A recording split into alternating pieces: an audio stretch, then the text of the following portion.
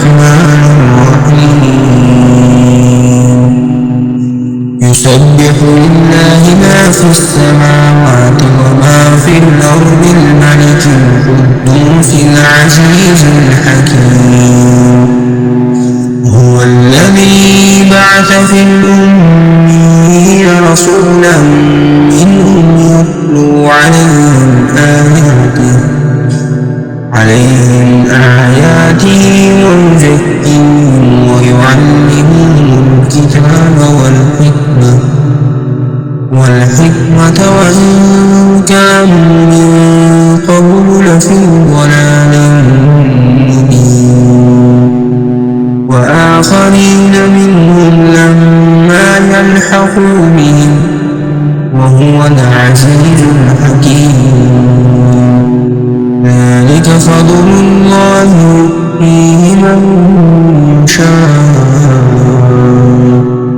والله ذو الفضل العظيم مثل الذين حملوا التوراة ثم لم يحملوها كمثل الحمار يحمل أسفارا بئس مثل القوم الذين كذبوا بآيات الله والله لا يهدي القوم الظالمين قل يا أيها الذين هادوا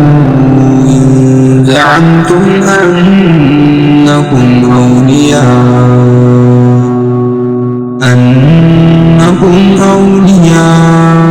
لله من دون الناس فتمنوا الموت إن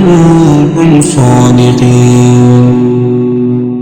ولا يتمنونه أبدا بما قدمت أيديهم والله عليم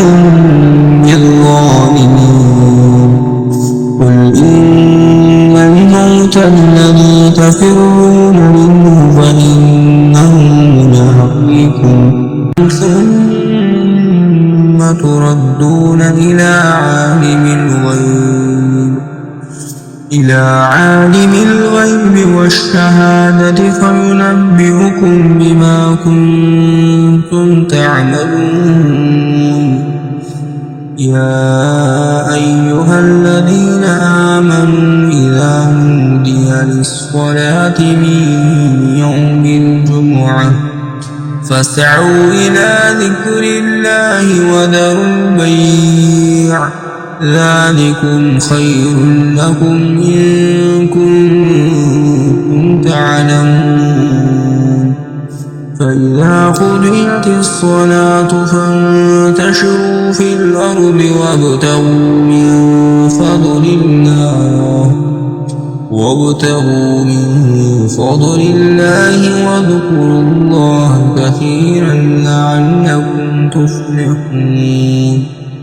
وإذا رأوا تجارة أو لهوا انفضوا إليها وتركوك قائما قل ما عند الله خير من اللهو ومن التجارة